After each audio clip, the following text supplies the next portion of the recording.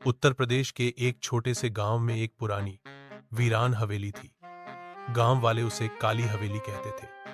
कहते हैं वहां कोई एक बार चला गया तो कभी वापस नहीं आया। सालों से वहां ताला पड़ा था, लेकिन हर अमावस की रात उस हवेली से किसी औरत के रोने की आवाजें आती थी। एक दिन शहर से चार दोस्त रितिका, अर्जुन, समीर और नेहा गांव घूमने आए। गांव वालों से हवेली की कहानियां सुनकर उनका उत्साह और भी बढ़ गया। रितिका ने हंसते हुए कहा, अरे सब अफवाहें हैं, चलो जाकर देखते हैं। अमावस की रात थी। चारों दोस्त टॉर्च लेकर हवेली की ओर चल पड़े। हवेली का दरवाजा जंग लगा था, लेकिन जरा सी धक्का मारने पर खुल गया, जैसे कोई अंदर आने का इंतजार कर रहा हो।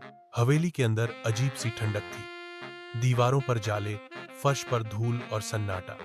अचानक पीछे से दरवाजा खुद ब खुद बंद हो गया। समीर डर गया। किसने बंद किया?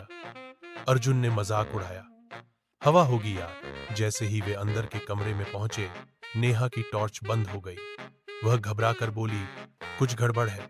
उसी समय एक कोने से किसी औरत की धीमी आवाज आई, क्यों आए हो मेरी शांति भंग करने? चारों ठिठक गए। सामने की दीवार पर धीरे धीरे खून से लिखा दिखा, मत देखो पीछे। लेकिन इंसानी फितरत है, मना किया जाए तो जरूर करेगा। रितिका ने जैसे ही पीछे मुड़कर देखा, वह जोर से चीख पड़ी।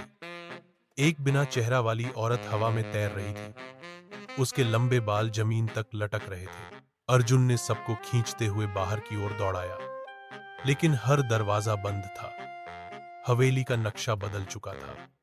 कमरे बढ़ते जा रहे थे। बाहर जाने का कोई रास्ता नहीं मिल रहा था। समीर अचानक गायब हो गया। फिर नेहा की चीख सुनाई दी। उसकी आंखें सफेद हो चुकी थी और वह बड़बड़ा रही थी, वो आ रही है, वो आ रही है।